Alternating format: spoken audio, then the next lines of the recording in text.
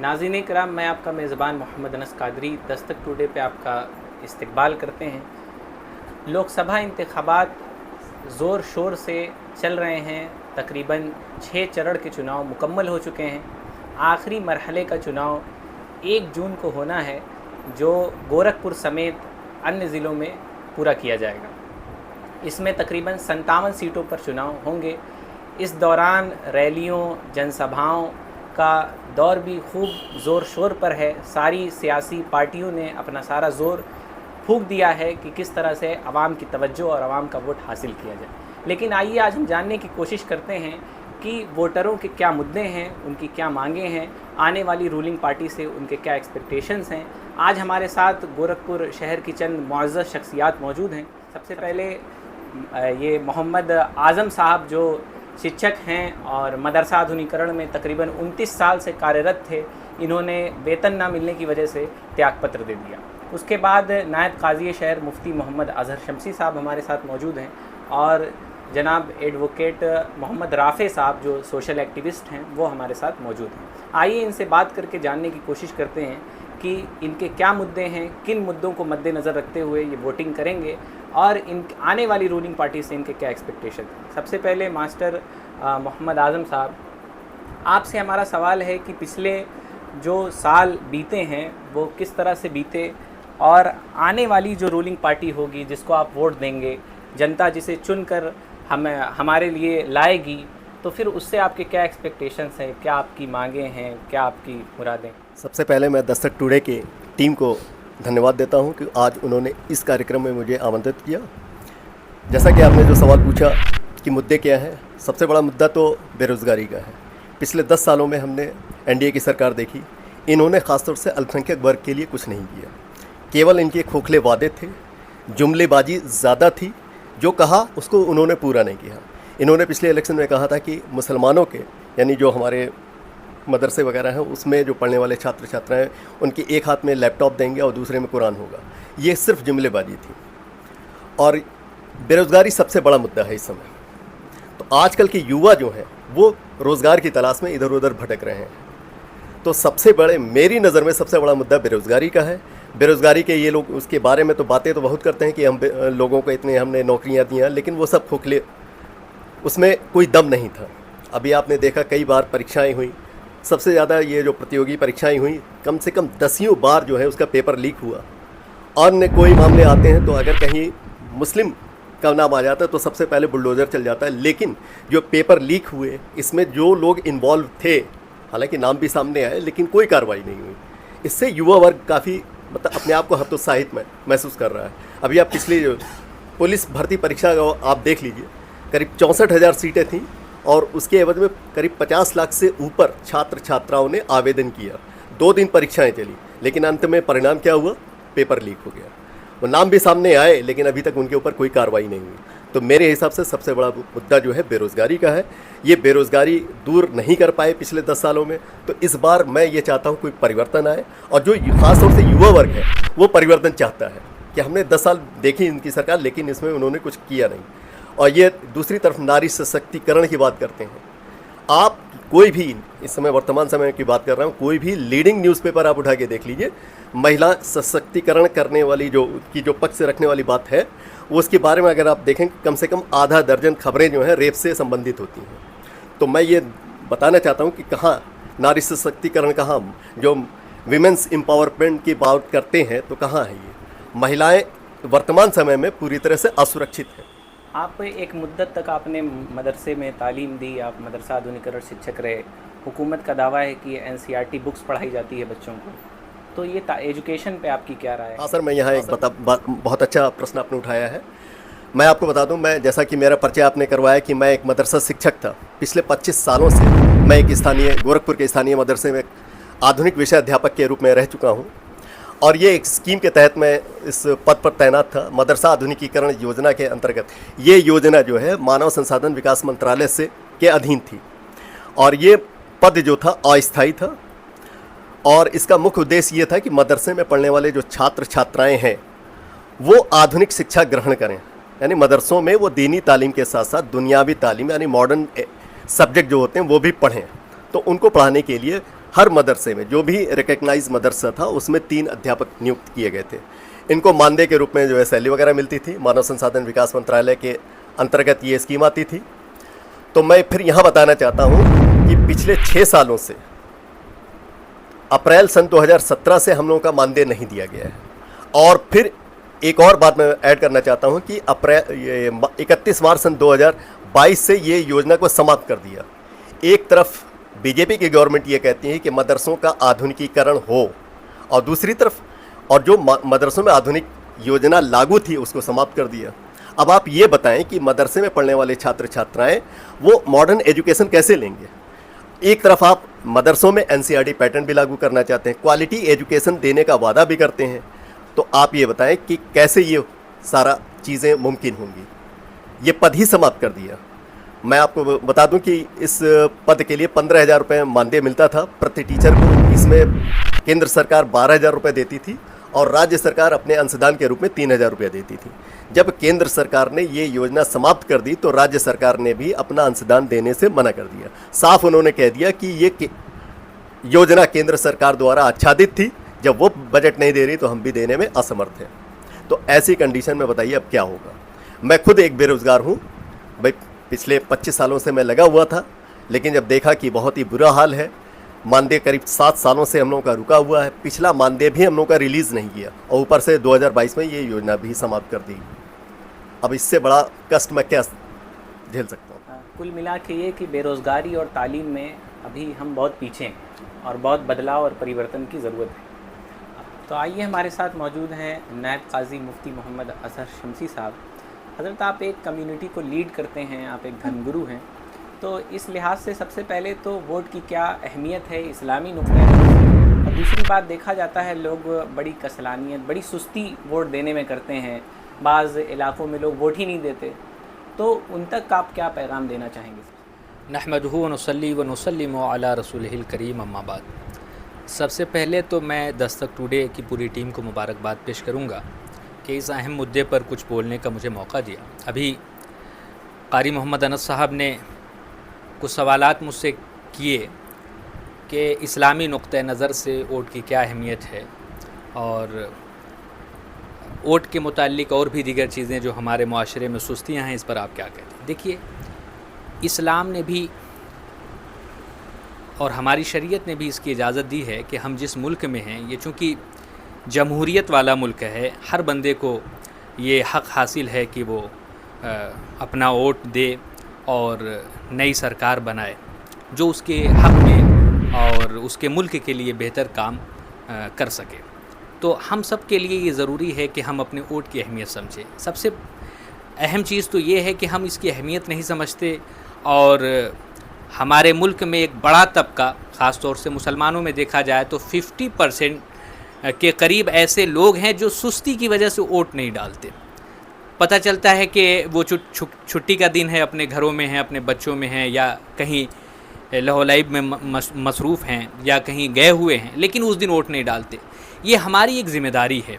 हम इसे एक ज़िम्मेदारी समझकर, एक हक़ समझकर, अपने मुल्क के लिए एक बेहतरीन रहनुमा के लिए जो है इस दिन हमें वोट देने की ज़रूरत है। तो सबसे पहले हम इस वोट की अहमियत को समझें, और उस दिन ख़ास तौर से गोरखपुर और इर्द गिर्द के दिगर ज़िलों में जो है 1 तारीख को यानी 1 जून को आखिरी चरण का चुनाव है। उस दिन हम सब को चाहिए कि एक अच्छी तादाद में हम लोग वोट करें इस मर्तबा, और अपने बेहतरीन मुस्तकबिल के लिए एक अच्छा रहनुमा चुनें। बहुत बहुत शुक्रिया। अब ये बताएं कि हम किन मुद्दों को सामने रखते हुए वोटिंग करें, क्या हमारा नज़रिया हो, किन मुद्दों को सामने रखा जाए, ये भी एक बहुत बड़ा सवाल है। देखिए, मैं इस चीज़ को शरीयत मुतहरा की रोशनी में बताता हूँ कि इस्लाम हमेशा उन रहनुमाओं को चुनने की इजाज़त देता है जो आपके हक़ में, आपके मुल्क के हक़ में बेहतर कारआए नुमाया अंजाम दें। तो हम सब की ज़िम्मेदारी है कि हमें जो लोग इलेक्शन में उठते हैं उनमें जो सबसे बेहतरीन लोग हों, अच्छे लोग हों, जिनसे मुस्तकबिल में अच्छे काम की उम्मीद रखी जा सकती है, उन्हें हम वोट करें। और हर इंसान आज़ाद है, वो जिसे चाहे वोट दे सकता है, लेकिन अपने मुल्क की अच्छाई के लिए, बेहतरी के लिए और आगे अपने मुस्तकबिल को बेहतर बनाने के लिए अच्छे रहनुमा की ज़रूरत है। मैं आपसे किसी पार्टी का नाम तो नहीं पूछ रहा हूँ, लेकिन वो चंद अच्छे काम क्या हैं जिनको मद्देनज़र रखते हुए? देखिए, चंद अच्छे कामों में सबसे पहली चीज़ हैं, हमारी कम्युनिटी के एक बड़ी तादाद इस मुल्क में मौजूद है, तो हमारे लिए सबसे बेहतर चीज़ तो पहले हमारी सुरक्षा की ज़रूरत है। फिर हमारी जो मजहबी चीज़ें हैं, मसलन हमारे मदारिस हैं, हमारी मस्जिदें हैं, दीगर खानकाहें हैं, इन सब का तहफ़्फ़ुज़ भी ये हुकूमत की ज़िम्मेदारी है। तो ऐसा रहनुमा रहे जो इन सब की हिफाजत कर सके। और इस वक्त जो मुआशरे में देखा जा रहा है कि दाढ़ी टोपी के नाम पर, मज़हब के नाम पर लोगों की मॉब लिंचिंग हो जा रही है, जगह जगह लोगों को मारा पीटा जा रहा है और भी दीगर परेशानियों में उन्हें मुब्तला किया जा रहा है, दंगे फसाद हो रहे हैं। बहुत सी चीज़ें ऐसी हैं जो हर रोज़ अखबार में, टीवी में, सोशल मीडिया पे हम लोग देखते रहते हैं। तो ऐसा रहनुमा हो, ऐसी पार्टी आए जिससे हमें इन तमाम चीज़ों से निजात मिले। तो हम ऐसी पार्टी को वोट करने की अपील करते हैं अपनी कौम से कि जिस उसको वोट दें जो आपका बेहतरीन रहनुमा हो, आपके मुल्क के लिए, आपके मज़हब के लिए जो है बेहतरीन खिदमत अंजाम दे सके। सारे मज़ाहिब का अदब एहतराम, बिल्कुल किसी बिल्कुल पे कोई हमला नहीं होना चाहिए, नहीं होना चाहिए। इसके अलावा बहुत सारे ऐसे बयान दिए जाते हैं जो मजहबी तौर पे लोगों में फूट पैदा करते हैं, पोलराइजेशन किया जा रहा है लोगों का। तो ऐसे बयान, गंदे बयान जो मुसलमानों को लेकर हो या किसी भी मज़हब को लेकर हो, जिसमें किसी ख़ास मज़हब को टारगेट किया जाता है, तो आप एक आलिम दीन हैं, तो ऐसा करना कैसा कि किसी मज़हब को बुरा कहा जाए, इस तरह के लोगों को वोट देना या फिर इस तरह की हरकतें? देखिए, हमें इस्लाम भी इस बात की इजाज़त नहीं देता है कि हम किसी के मज़हब या किसी के मजहबी रहनुमा को बुरा कहें।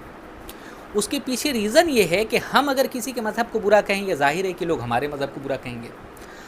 हम किसी के मज़हब के रहनुमा को बुरा कहेंगे तो हमारे मज़हब के रहनुमाओं को बुरा कहेंगे, अमन व अमान बर्बाद हो जाएगा। जो एक अमन बना हुआ है इस मुल्क में, वो अमन ख़त्म हो जाएगा, आपसी भाईचारगी ख़त्म हो जाएगी, जो इत्तेहाद हमारे मुल्क में एक गंगा जमुनी तहज़ीब है वो ख़त्म हो जाएगी। तो बहुत सी दिक्कतें जो है इसकी वजह से आ सकती हैं। इसलिए बेहतर है कि इत्तेफाक और इत्तेहाद के लिए सबसे पहली चीज़ ये है कि जितने मज़ाहिब हैं उनका लोग अदब व एहतराम करें। उनके मज़हब के जो रहनुमा हैं, जो और भी हैं, उनको बुरा भला कहने की और उनके मज़हब को बुरा भला कहने की हमें शरीयत भी इसकी इजाज़त नहीं देती है। अब रही बात कि आम तौर से देखा जाता है कि अगर कोई शख्स मुसलमानों में से अगर कोई बयान दे देता है तो फ़ौरी तौर से उस पर कार्रवाई हो जाती है, उसका घर गिरा दिया जाता है और भी दीगर मुश्किलात में जो है उन्हें मुब्तला कर दिया जाता है। लेकिन अगर मुसलमान के अलावा दीगर और कौमें या उनके अफराद मुसलमानों पे हमला करते हैं, इनकी मजहबी चीज़ों पे हमला करते हैं, या जो है हमारे पैगंबर की गुस्ताखी करते हैं सल्लल्लाहु अलैहि वसल्लम, या और भी दीगर औलिया इकराम के नाम पर जो है गुस्ताखियाँ करते हैं, मस्जिदें, मदरसे और दीगर चीज़ों पर वो हमला आवर होते हैं, तो उन पर कोई कार्रवाई नहीं होती है। तो ये दो तरफ़ा जहन वाली सरकार की हमें ज़रूरत नहीं है। ऐसी सरकार रहे जो हर मज़हब का अदब व एहतराम खुद करती हो और सबको एक नज़र से देखती हो। ये नहीं है कि अगर कोई दूसरी पार्टी का है, दूसरे जो है कौम का है तो उसके साथ सख्ती न की जाए, और अगर वो कोई मुसलमान है तो उसके साथ ज़्यादा सख्ती की जाए, ऐसा नहीं है। एक नज़रिया सबके मुतालिक होना चाहिए। ऐसा कानून बनाना चाहिए कि जिससे सबकी जो है इज़्ज़त व आबरू सलामत रहे, सबकी हिफाजत होती रहे। स्पीकर्स पर और भाषणों पर पाबंदी लगानी चाहिए, यकीनन, बिल्कुल। ठीक है, बहुत बहुत शुक्रिया। हमारे साथ एक और मेहमान मौजूद हैं, एडवोकेट मोहम्मद राफ़े साहब। आपका बहुत बहुत इस्तकबाल करते हैं और आपसे ये पूछना चाहते हैं कि पिछले 10 सालों से बीजेपी की सरकार लीड कर रही है, तो आप सोशल एक्टिविस्ट हैं, आप लोगों के बीच रहते हैं, तो इन 10 सालों में आपने युवाओं को कहाँ पाया? कहा जाता है कि युवा जो है वो देश का भविष्य है, तो आप लोगों के बीच रहते हैं, आप युवाओं को कहाँ पाते हैं इन 10 साल? बहुत बहुत शुक्रिया। सबसे पहले मैं दस्तक टुडे का और उनकी पूरी टीम का शुक्रिया अदा करता हूँ कि आज इस एक अहम मौजू पर बोलने का मौका दिया। और बहुत अहम सवाल है कि यूथ जो हैं वो देश का मुस्तकबिल होते हैं, और किसी फ़िलासफ़र ने कहा था कि अगर किसी देश का मुस्तकबिल देखना हो, उसका भविष्य देखना हो, तो अपने मौजूदा युवाओं को देखिए वो किस रास्ते पर जा रहे हैं, तो इससे आप मुल्क का मुस्तकबिल तय कर सकते हैं, देख सकते हैं। थोड़ा सा मैं ब्रीफ बताना चाहूँगा इस सिलसिले में कि 2014 से पहले जब हुकूमत कांग्रेस की थी केंद्र में, और उस वक्त एक बड़ी समस्याएं मुल्क में जो है परवान चढ़ रही थी। ख़ास तौर से युवा जो है बहुत बेजार हो रहे थे, उनको भी रोज़गार का मसला था।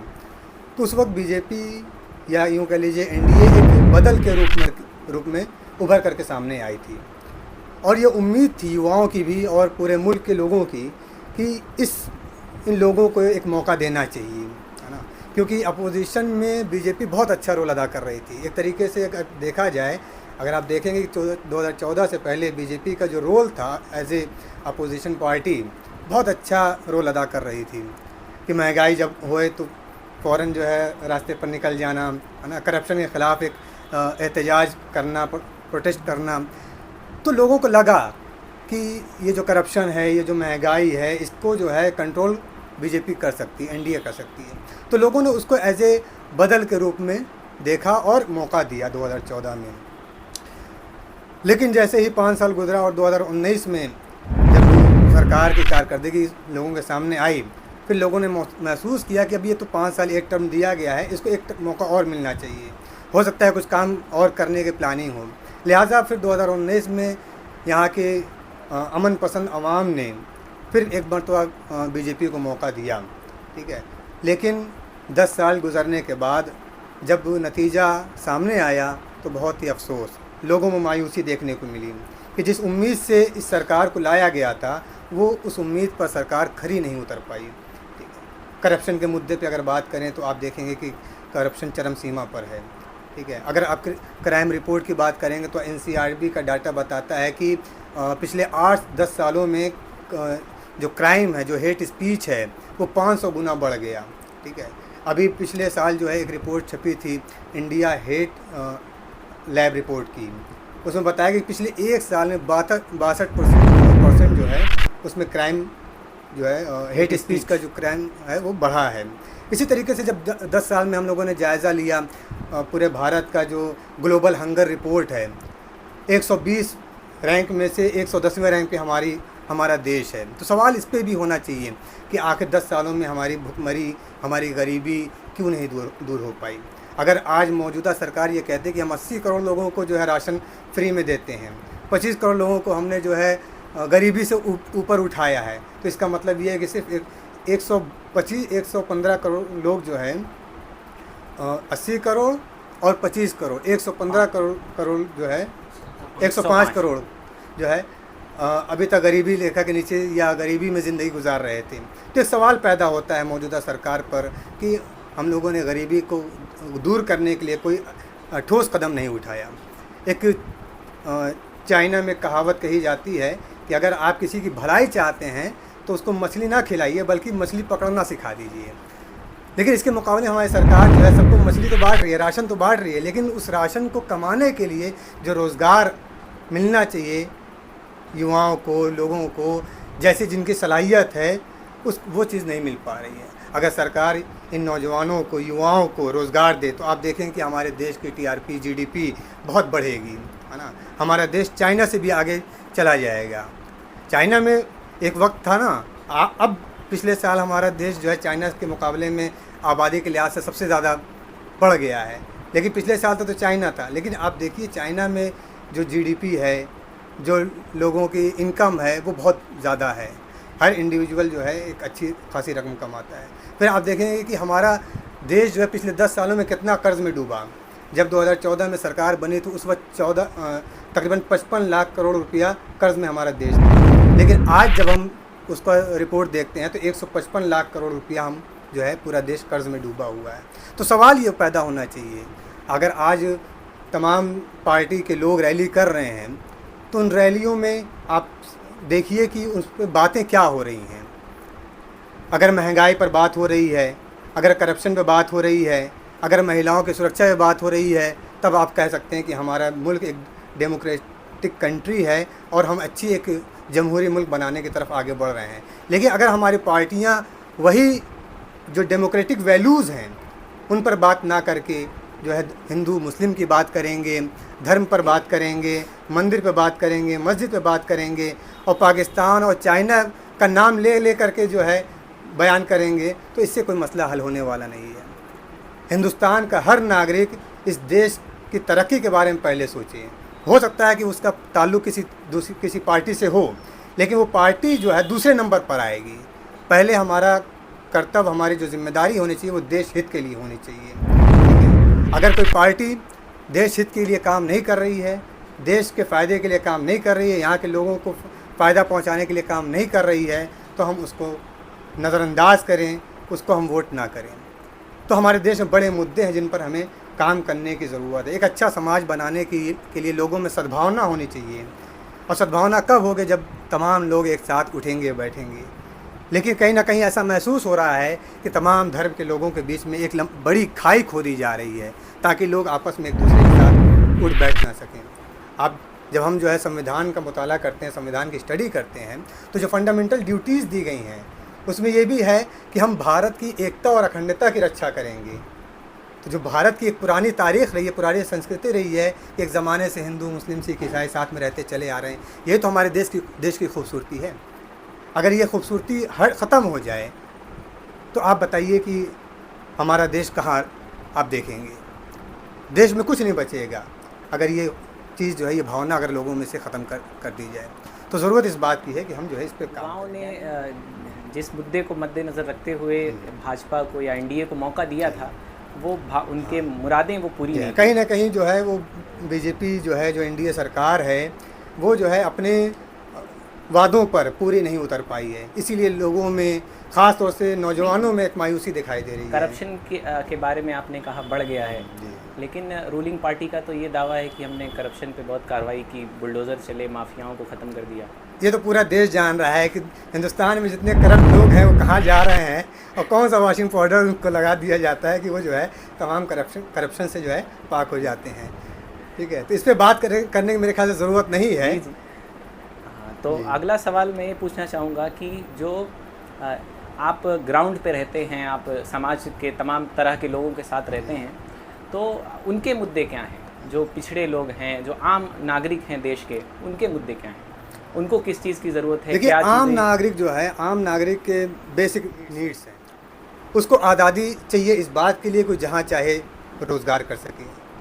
उसको इस बात के लिए आज़ादी चाहिए कि उसको एक कुछ काम मिल जाए और वो अपने काम के लिए घर से निकले और शाम में 4 पैसा कमा करके आए। बेसिक नीड उसकी ज़रूरत है, रोटी, कपड़ा और मकान, कि उसको इतना वो कमा ले। उसकी सेफ्टी बहुत ज़रूरी है कि अगर वो घर से निकल रहा है तो उसके साथ कोई हादसा ना पेश आ जाए। जो आम नागरिक होते हैं उनकी बहुत बड़ी डिमांड उनकी नहीं होती है सरकार से उनकी यही डिमांड होती है कि उनको आज़ादी के साथ काम करने का मौका मिले, उनको आज़ादी के साथ कुछ लिखने पढ़ने का मौका मिले। अगर सरकार कुछ गलत नीति बना रही है तो एक जो समाज का सिविल तबका है, सिविल सोसाइटी है, उसकी ज़िम्मेदारी थोड़ी सी बड़ी रहती है सिविल सोसाइटी की, कि वो उन गलत नीतियों पर, गलत कानून पर उस पर कुछ लिखे, कुछ पढ़े, कुछ रिसर्च करे, कुछ डेटा के सामने सरकार को बताए। सरकार के अंदर भी ये एक बात होनी चाहिए कि वो लोगों की बातें सुने, उसके अंदर धैर्य, उसके अंदर सब्र का मादा होना चाहिए। सरकार के अंदर जवाबदेही का एहसास होना चाहिए, है ना। अब्राहम लिंकन ने कहा था ना कि ये जो डेमोक्रेटिक गवर्नमेंट होती है, ये of the people, by the people and for the people होती है। ठीक है, लोगों के ज़रिए, लोगों के द्वारा, लोगों के जो है चुने हुए लोगों से जो है ये सरकार चलाई जाती है। तो लोग तानाशाह ना बने, लोग जवाबदेह हों। जब जवाबदेही का एहसास हमारे ज़िम्मेदारों में आएगा, हुक्मरानों में आएगा, लीडर्स में आएगा, तो कहीं ना कहीं हम एक अच्छा समाज, एक आइडियल सियासी जज्बा जो है हम लोगों में पैदा कर सकते हैं। ठीक है, बहुत बहुत शुक्रिया। आप एक एडवोकेट हैं, तो मैं ये भी पूछना चाहूँगा आपसे कि जो वोटर्स हैं, कुछ लोग वोट नहीं देते, और वोटिंग के लिए कुछ लोगों के दिक्कत होती है, वो इलेक्शन कमीशन से उनकी पर्चियाँ वगैरह नहीं आती, तो कौन से डॉक्यूमेंट्स, क्या वो आधार वगैरह के ज़रिए दे सकते हैं वोट? अगर इस पे भी आप रोशनी डालें तो बड़ी बेहतरी होगी। देखिए, एक बड़ा मसला तो ये है, अगर आप पिछले 6 चरण के वोटिंग फ़ीसद का जायज़ा लें तो एक मायूसी हमें दिखाई देती है कि कहीं ना कहीं या तो गर्मी की वजह से या सुस्ती और काहली की वजह से हमारे लोग जो है, जो देश के लोग हैं, वो घर से निकल करके वोट नहीं कर रहे हैं। किसी भी डेमोक्रेटिक कंट्री में अगर वोट 50% पड़ रहा है, 50% वोट अगर पड़ रहे हैं, तो ये अफसोस की बात है। और ख़ास तौर से इस पे इलेक्शन कमीशन को संजीदा होना चाहिए कि आखिर जो है इसकी क्या वजह है, उसके लिए कुछ लाहे अमल तैयार करना चाहिए। आवाम के लिए ये बात होनी चाहिए कि जो है आवाम घर से निकलें, क्योंकि घर से निकलेंगे तभी हम वोट कर पाएंगे। उस दिन को हम छुट्टी का दिन न मनाएं, उस दिन को हम वोट देने का और अपने हक देने का, अपने राय देने का जो है दिन समझें। इससे जो है लोगों में एक कॉन्फिडेंस पैदा होगा, हम एक अच्छा जो है एक अच्छा लीडर जो है चुन सकेंगे। कहीं ना कहीं ये देखा जाता है कि हम जो है वोट देने नहीं जाते हैं और फिर 5 साल बैठ करके चाय खानों पर अपने घरों में ये शिकवा करते हैं, शिकायत करते हैं कि फ़लाँ पार्टी बड़ी ख़राब है, फ़लाँ पार्टी जो है वो अच्छे कानून नहीं बना रही है। ठीक है, तो ये शिकायत और शिकवे जो है ये पुरानी बातें हो गई हैं। आज के टाइम में जो है ज़िम्मेदारी हर फ़र्द की है, समाज के हर नागरिक की है कि वो घर से निकले, वोट ज़रूर करें। अगर वोटर लिस्ट में उसका नाम नहीं है तो इसके ताल्लुक़ से पहले से वो अवेयर रहे कि जो है हमारा नाम वोटर लिस्ट में है कि नहीं है। अगर नहीं है तो पहले से उसके लिए फॉर्म भर दें। ठीक है, अगर उसके बावजूद इलेक्शन के टाइम तक अगर नाम नहीं आता है तो इसमें अब उसके पास अगर कोई दूसरी आईडी कार्ड हो, पैन कार्ड है, ड्राइविंग लाइसेंस है या इस तरह के कोई और भी गवर्नमेंट के पासपोर्ट वगैरह, तो वो भी ले जा करके आप दिखा करके वोट दे सकते हैं। ठीक है, तो इसके लिए जो है हमें कोशिश करनी चाहिए। दूसरी है कि अगर बाय द वे किसी का नाम नहीं है और वो नहीं दे पा रहा है वोट, तो ये अहद करे कि चलिए मैं नहीं वोट दे पाया, लेकिन अपने मोहल्ले से 3 लोग जो वोट देने नहीं गए हैं उनको लेकर के आऊँगा और वोट दिलाऊँगा। मैं एक नहीं दे पाया तो कोई बात नहीं, लेकिन अपने मोहल्ले से 3 से 5 लोगों को मैं अपनी गाड़ी पे बिठा कर लाऊंगा और वोट ज़रूर दिलवाऊंगा। इससे जो है हमें एक अच्छा जो है नतीजा देखने को मिलेगा। यह बहुत अच्छी बात आपने कही कि अगर खुद ना वोट दे सके तो कम से कम आसपास समाज के जो वोटर्स हैं, जो एबल हैं देने के लिए, उनके लिए ज़रूर कोशिश और वो नहीं जा पा रहे हैं। हाँ, वो किसी वजह से नहीं जा पा रहे हैं। और हम दस्तक टुडे टीम की तरफ से भी ये अपील करते हैं कि आप ये अहद ज़रूर करें, अपने घरों से निकलें और जो राय दही का जो हक़ आपको हासिल है, आपको वोट देने का जो हक़ हासिल है, उसको इस्तेमाल करके अपने देश के लिए एक बेहतरीन सरकार ज़रूर चुनें। मैं मोहम्मद अनस कादरी, दस्तक टुडे गोरखपुर।